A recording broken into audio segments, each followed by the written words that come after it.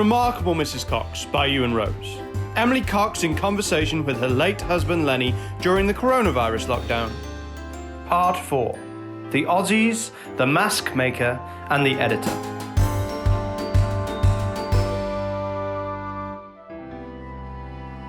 I think you'll be proud of me, Lenny.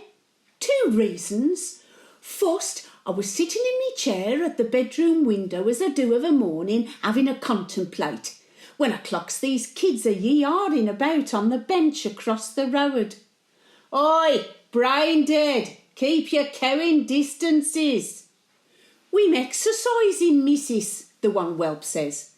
Well, exercise your common sense and keep apart. Better still, bugger off back indoors afore I call Dixon a Doc Green. They left with their tails tween their legs, but I did feel like I was the sourpuss at the knees up, going around stopping folk from having fun, when all they wants is a bit of a crack to relieve the tedium. Nippers can't be nippers at the mow, 'tain't natural. Here, do you remember that New Year's Eve when we did the conga down Livery Street? Must have been nigh on 100 of us. Arms round the one in front on ya, and a woodbine in your mouth. Yi conga, yi conga, do do do do do do do the conga. Oh, me back. Quite enough of that. Where was I? Oh yes, this FaceTime malarkey. Just call us Einstein, Lenny. You wouldn't cop your breath. I only gone and mastered it. Got the voice before, but now I got the pictures and all. Wondrous stuff. Charlie and Suzette's clan. You'll recall as he and that floozy wench Gloria emigrated on that Arcadian ship for a tenner back end of the 50s. Lot of water gone under the bridge since then. Gloria ditched Charlie for a sheep farmer within weeks. I knew it, Lenny. Tried to tell Charlie, but he wouldn't have it.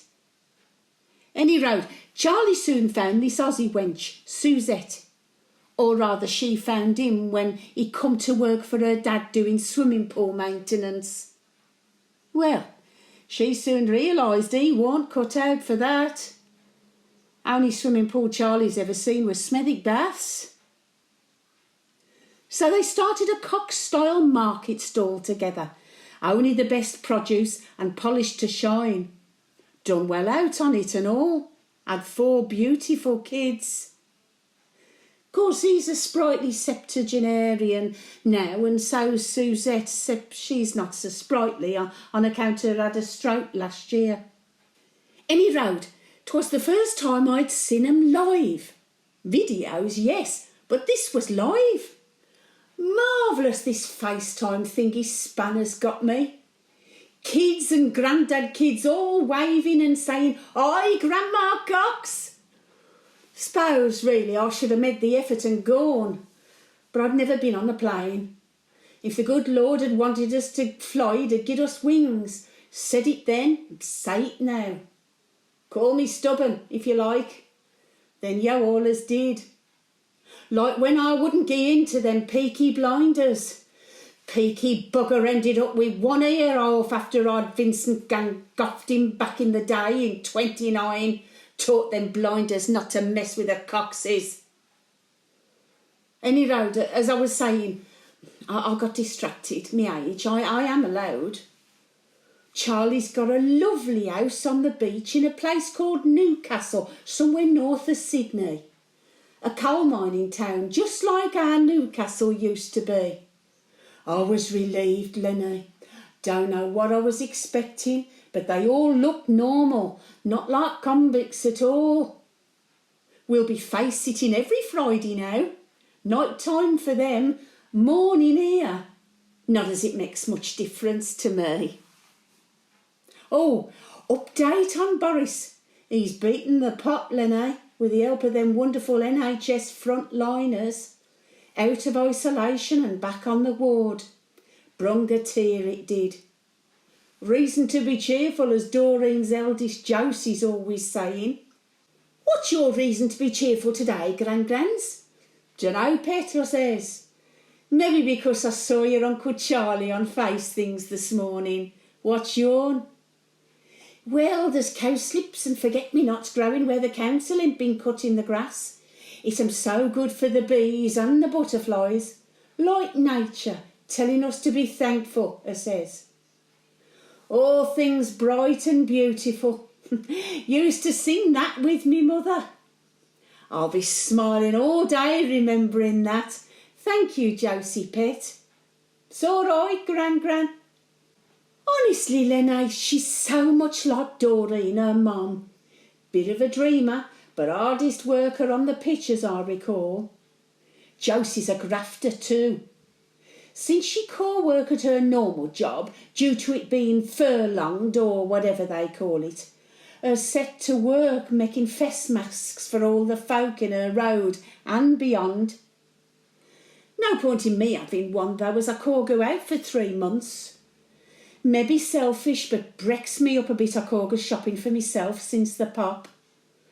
Then again, folks standing in line with their trolleys for an hour wearing masks ain't my idea of fun neither. Mind you, that's becoming a bit on a farce.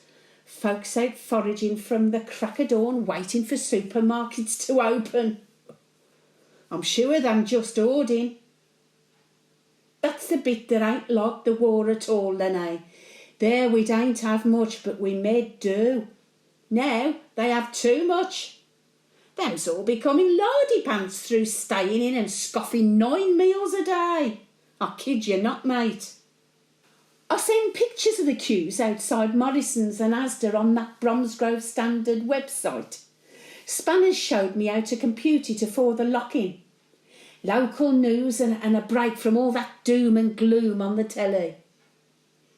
That bloke with a poncy name runs it. Tinkerbell or summit. Tinkerbell Alice, I think. Nice chap, despite his name. I'm very committed to the community, he says when he comes round to see us when I was 101. Brought me a bag of doughnuts, which he proceeded to scoff himself. What's the secret of your longevity, Mrs Cox? He asked me. Well, I'll rub parsley seeds in my hair to stop it falling out and gargle every day with elderflower and vinegar. I think he took me seriously. Night, Lenny. Another day done, mate. Another day nearer the new D-Day. Deliverance from the pop. Love you, mate. The Remarkable Mrs Cox is a Euan Rose Reviews production, starring Pat Dixon-Dale as Emily Cox, music by Adrian Kimberlin, and produced by Phil Brown.